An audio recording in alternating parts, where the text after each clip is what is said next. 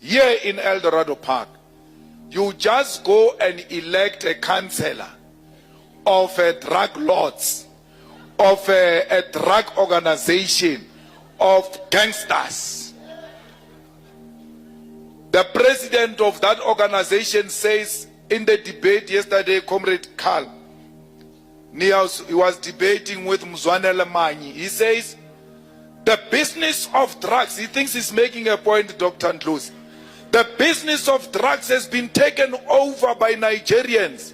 I'm like, he wants us to take over the business of drugs.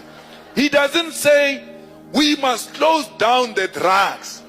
His problem with the Nigerians is that they can no longer sell drugs as leaders of Patriotic Alliance.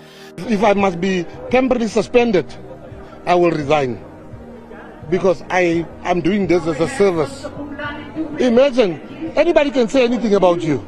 Where's the proof? Which drug dealer says I've given him drugs? Where's the proof? What you're about to hear in this video will leave you completely shocked.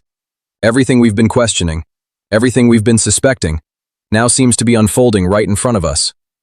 Now I can comfortably say, this country is being run by criminals. Yesterday it was the rot within the South African police service. Today, it's a high-ranking politician who just got exposed as a drug lord. Did you hear that? Yes, I said drug lord. Gayton McKenzie, who claims to be Mr. Integrity, has finally been exposed. So now, let's listen closely to what was said, because this is where everything begins to unfold. Maybe if you can just briefly explain to us your interaction and contact with Gayton McKenzie. When did that begin, and why was that central to your affidavit? Okay, so I met Gayton through a mutual friend by the name of Mario Francis, also known as It. I met him in around 2012, and then we started interacting again in 2020 with the death of Nathaniel Julius, right? Gayton then asked me to assist him thereafter, because we made a big noise with the death of Nathaniel Julius. It was something that was close to my heart, because my kids live like a street away from me, right? Yeah. He then asked me if I could please run a social media campaign and get people on the ground to help him win the Rivoli in a by-election. Right? So I knew quite a lot of people there. Right? And then something basically the campaign, and then I ran the social media campaign. I also invested quite a bit in the campaign. With the result, the PA then won the by-election. The very same people I recruited then went on to El Dorado Park, Ward 17 and Ward 18, and they then won those by-elections. Gayton then, he owed me quite a bit of money that I had invested in the campaign, right? And it just wasn't forthcoming, right? So this obviously led to a dispute between the two of us. And also, a lot of Patriotic Alliance members, they tried to have like a unpack campaign in El Dorado Park. But it was actually the family members who were the shooters or the killers in El Dorado Park. So I then told them, I said, listen, instead of making a noise at the police station, go fetch your children and bring them to the police station so they can be arrested. Right? And that's where the major fallout began. And then there was a voice conversation between Julius Malema and Pastor Kurt van Heerden. 32-minute conversation. So Pastor Kurt then gave the recording to Justin Barnos, and Justin Barnos gave me the recording. This all, sorry Jermaine, I'm going to interject. This all while you are in prison? Yes. Look, Gayton sent in like 2 phones for me at the time. Sorry, Gayton McKenzie sent you 2 cell phones in prison. That's how you had access to cell phones, and you were able to, according to what you're saying, rally up support for the Patriotic Alliance from prison. Yes. Okay. Look, before then, there was no Patriotic Alliance. It was registered in 2013, but it was basically dead. There was nothing happening, you know. What then happened was with the recording, I decided, I've had enough of his lies and misleading people. And on the recording, Joera talks that he receives drug money from Chanel Stevens, who is the daughter of the late Gayton Stevens, right? Did you just hear that? There's no way Gayton McKenzie is getting away with these. Not this time. Because it's not just one voice, not two, not even three. Multiple people have, at different times, pointed in the same direction, linking him to alleged drug dealings. And before now, it all sounded like noise, like exaggeration, like something you could easily dismiss. General Mkhwanazi said the same thing. Julius Malema said the same thing. Even Delereen James also said the same thing. But we all thought they were mad. So go ahead, grab a cup of coffee, sit back, and pay close attention.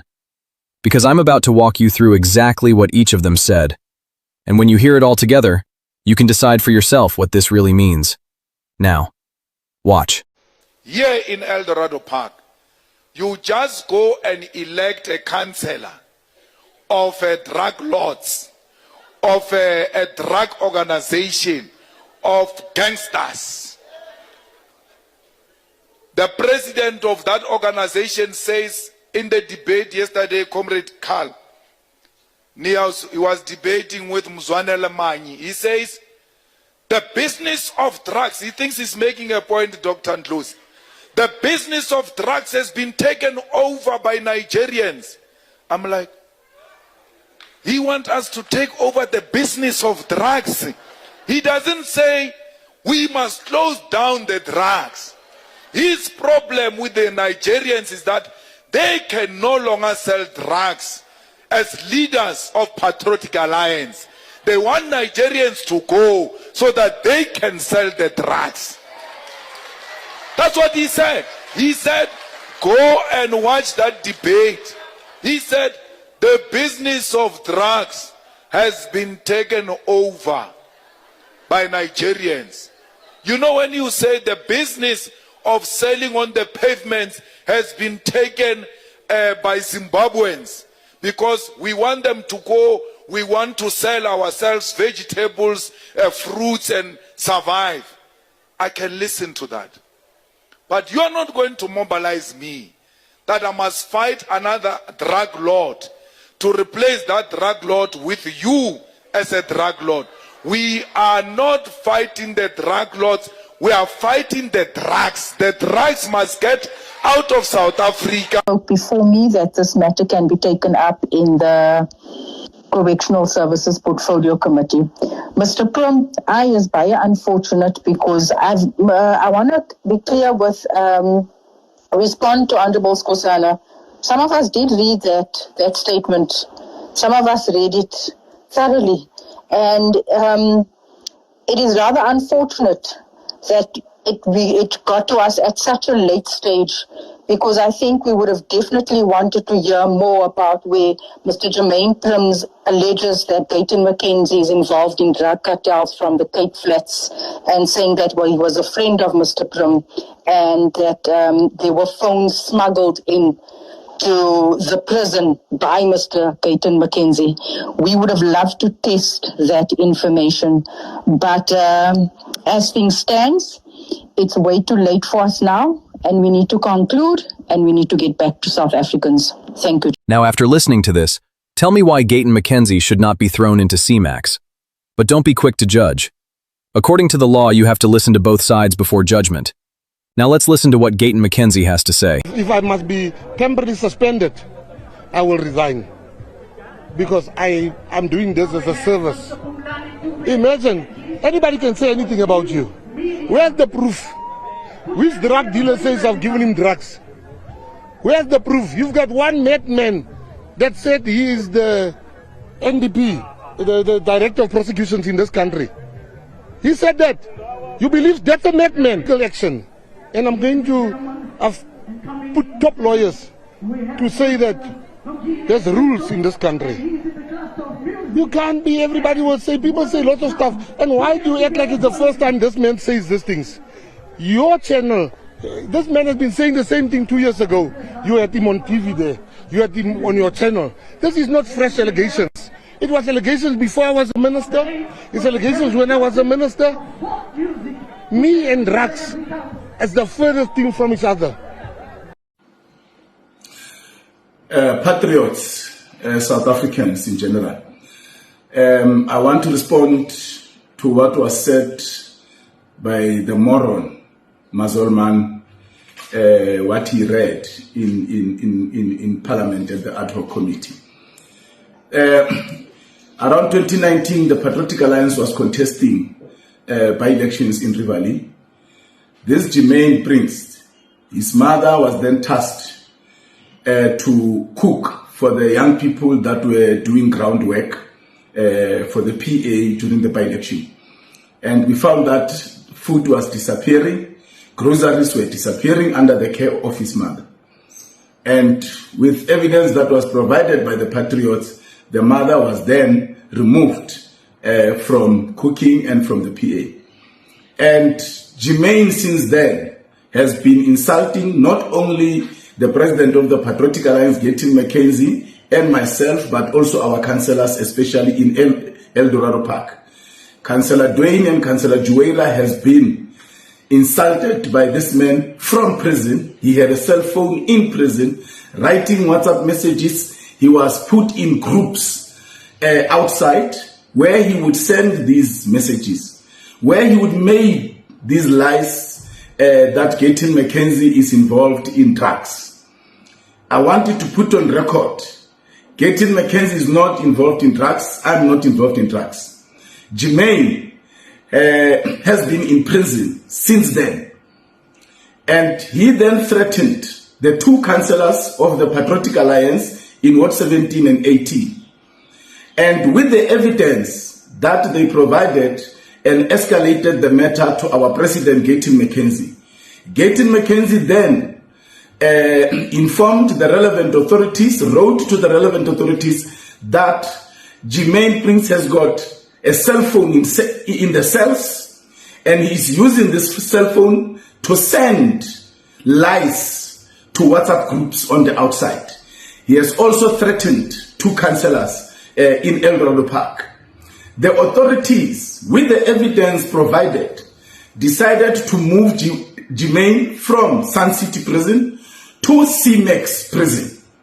He was moved because he had a cell phone and he was making threats and spreading lies about Gayton McKenzie, our councillors, myself, and the Patriotic Alliance.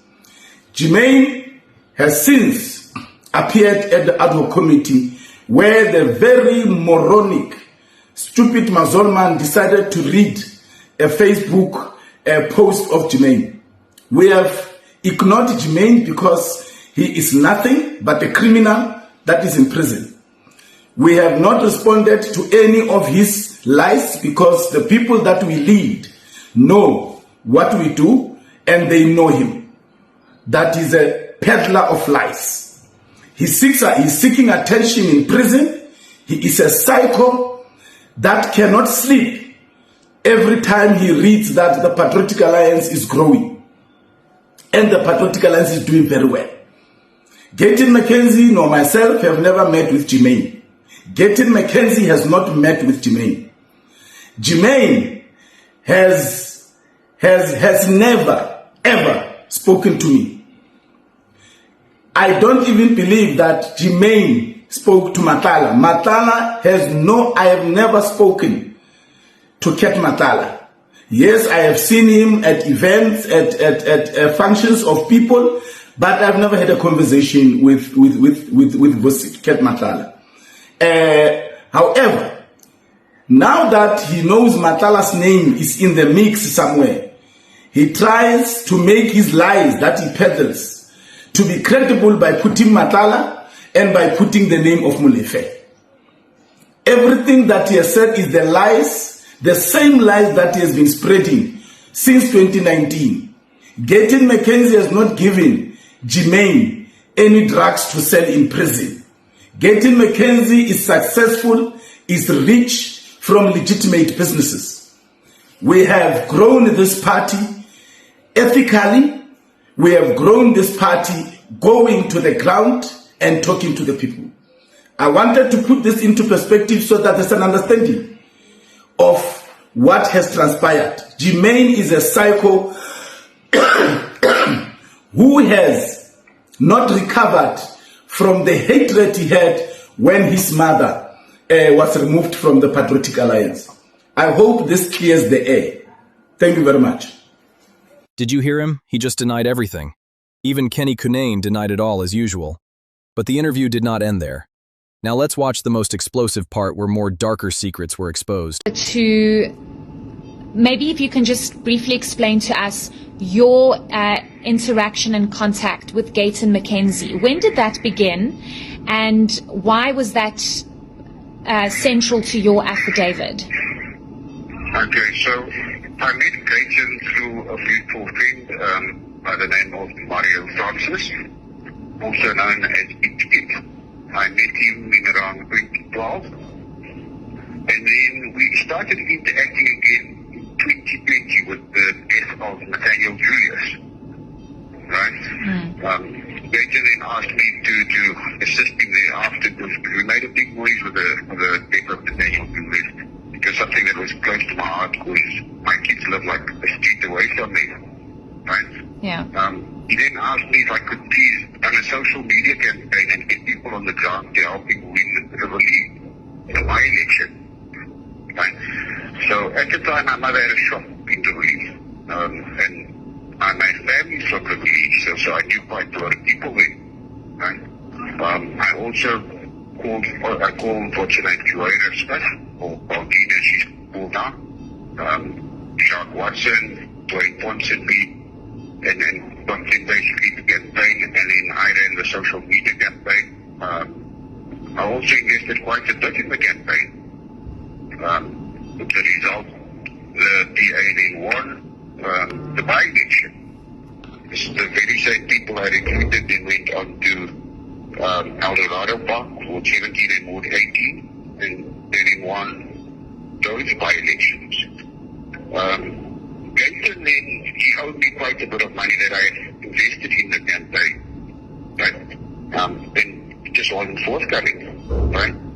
So this obviously led to a dispute between the two of us, and also a lot of Patriotic Alliance members, they tried to have like an unpack campaign in Eldorado Park, but it was actually the family members who were the shooters or the killers in Eldorado Park.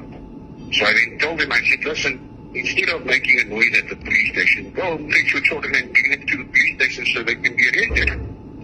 Right? And that's where the major fallout began.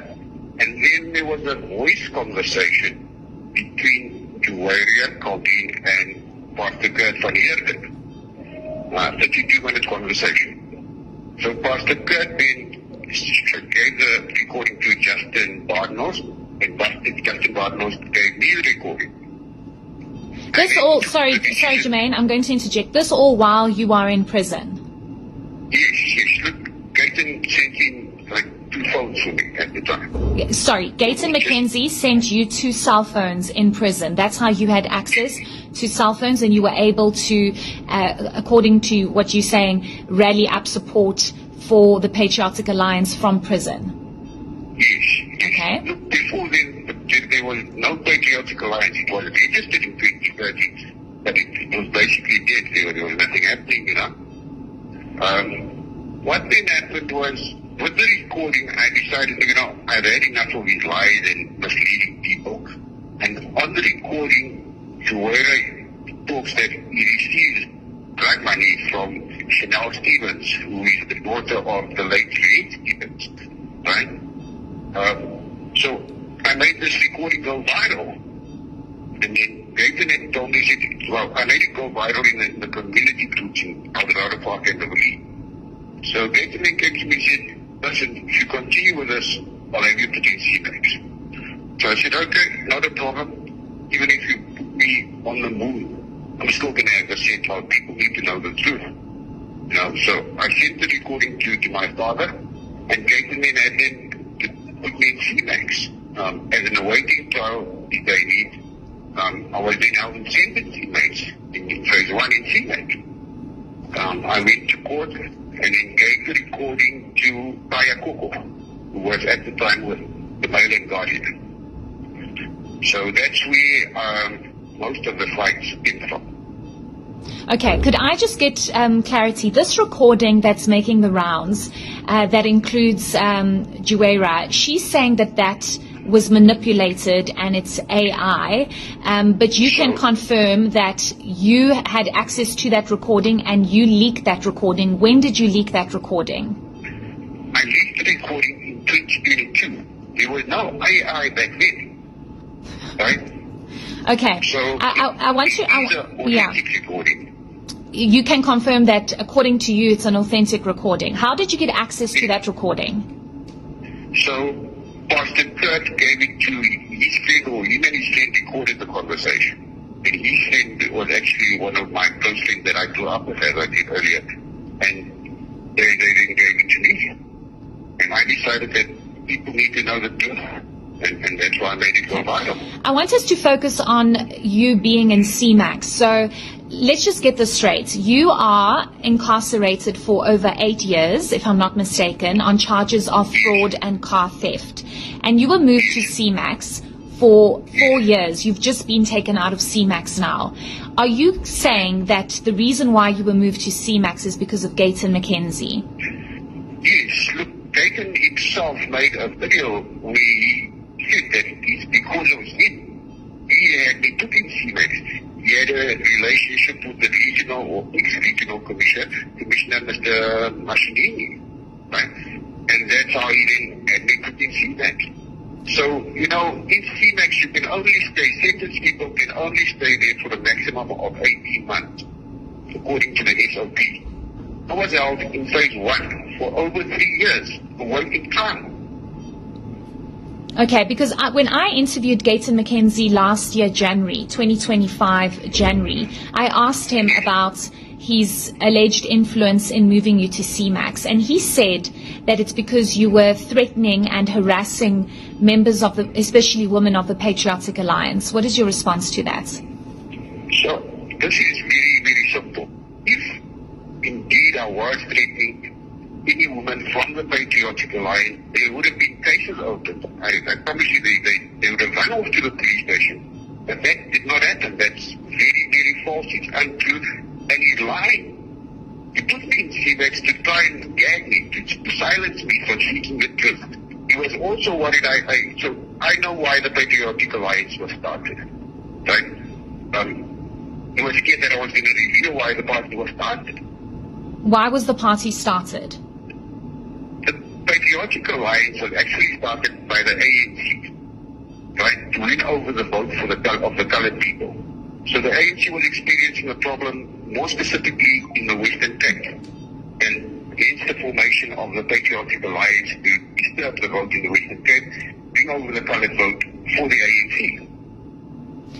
Okay, when last did you speak to Gayton McKenzie? Just before I went to CMAX. And what did he say to you? Did you claiming he threatened you? That's when he threatened you that he's going to have me put in CMAX. And that's why he sent the recording and the evidence that I have to my father and to different family members, because I knew that he's going to do that. Okay. I want to move over to some parts of your affidavit. Your affidavit, you speak about some sort of drug cartel, and you allege that the Patriotic Alliance and members within the Patriotic Alliance, which include Gayton McKenzie, you allege that they are involved in drug cartels. Could you just tell me, why do you say that? What evidence do you have to prove that they are part of this drug cartel?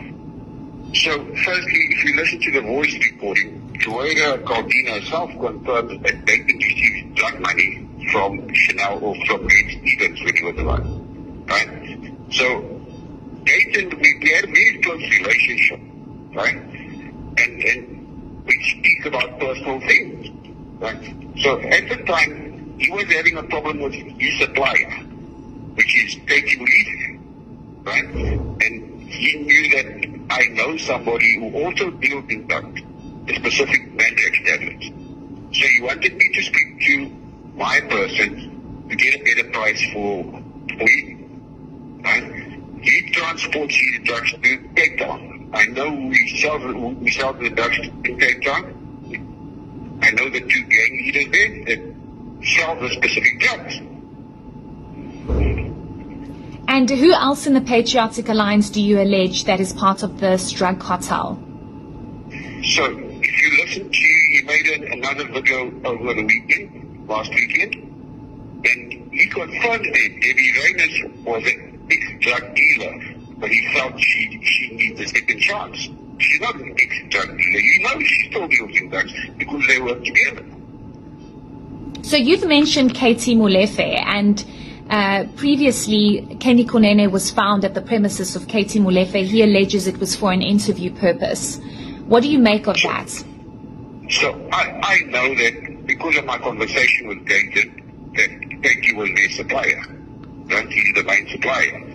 And when it became apparent that Kenny was at Katie's house when Katie was arrested, it was easy to join the dots.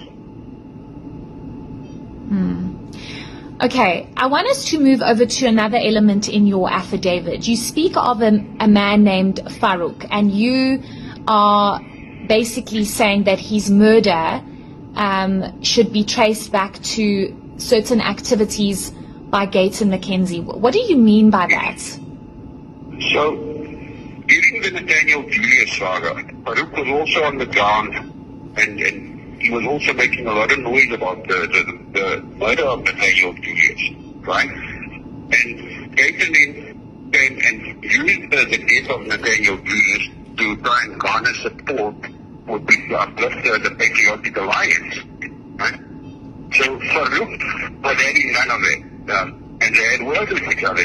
Common knowledge that they were fighting about this. They were WhatsApping each other, swearing each other. Farouk telling Gayton, you'll do this, and Gayton telling Farouk, you'll do that. You know, making personal game things at each other. So, after that, I had assumed it was sorted out. Because Gayton spoke to me like several times, even during the fight. But then one day, Gayton gave me a call and said, listen, phone Farouk and find out where he is. Right? And I had just spoken to Farouk like an hour before that. I said, okay, let me find out. I didn't really make anything of it. So then I called Farouk and we spoke, and he told me that he's at his scrapyard. And I told Gayton, no, he's at his scrapyard. I thought that maybe Gayton wants to go speak to him about something. I wasn't sure what because of the reason, you know. And half an hour later, I then got a call and said, hey, did you hear what happened to Farouk? And I said, no, what happened? They said, no, he was murdered. He went Marcus. And they then sent me the picture.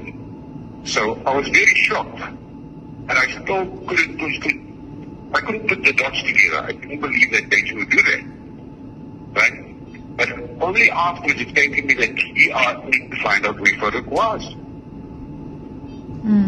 Can you, Jermaine, can you prove that Gayton McKenzie owes you and your family money? Do you have evidence to support that?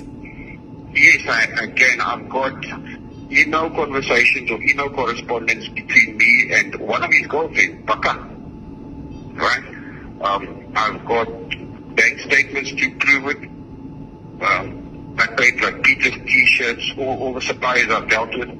I've got all that evidence. I've even got conversations between me and Gayton where he thanked me and said, thank you, my brother, for helping me build the party combating. I've got all that evidence. Do you believe that your incarceration for 8 years on charges of car theft and fraud is being delayed or influenced in some way, and if so, by who? Definitely. So, remember I was telling you I met Gayton through Mario Francis, that's his best friend and was my friend at the time as well. So, they had influence with the investigating officer, Solly Masangani. And I've seen, so when they take me to court, I'd sit at the back and Solly in front. And I'd seen messages between Solly and Pitt.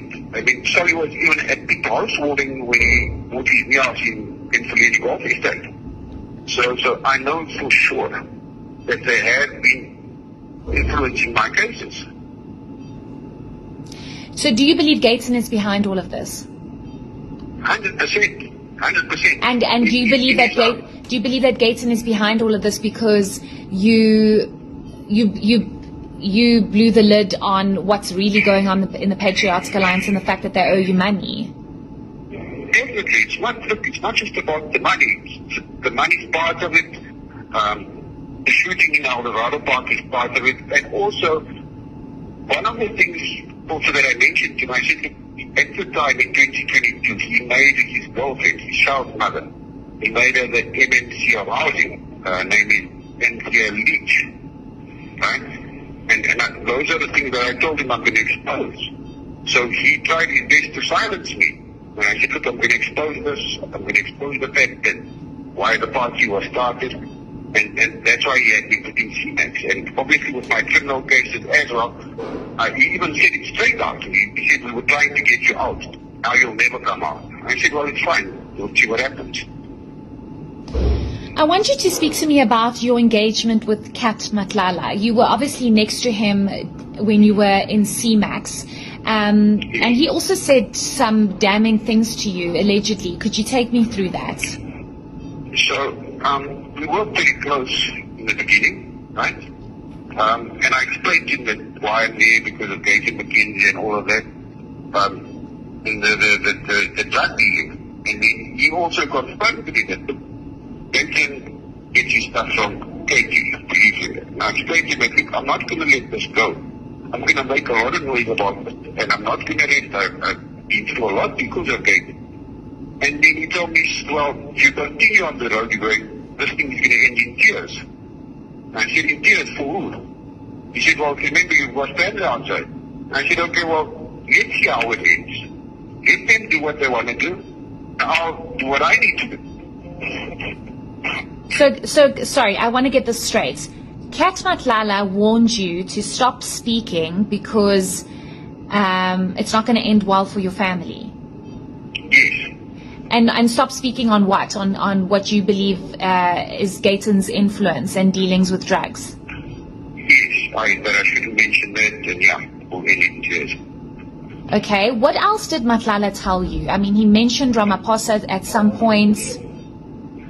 Look, there's a lot of things he did tell me, but most of the things form part of a police investigation, right? And unfortunately, I can't divulge that. Yeah. Because it's very sensitive police information. So we've been told through the ad hoc committee and the Nhlanhla Commission that there is this big five that's basically running the country. And not all the names have been divulged.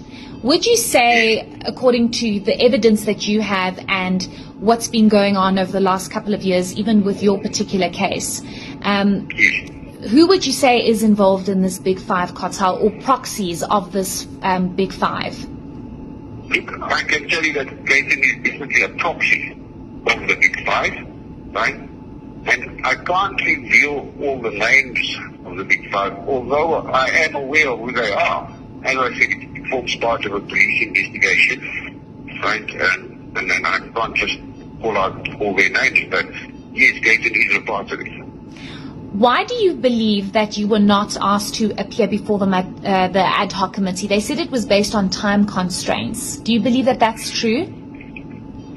That is definitely not true. So obviously the information I have and the evidence I have is pretty damning evidence. So if they went to great lengths to put me in CMAX to silence me, they did the same thing with the ad hoc committee to try and silence me.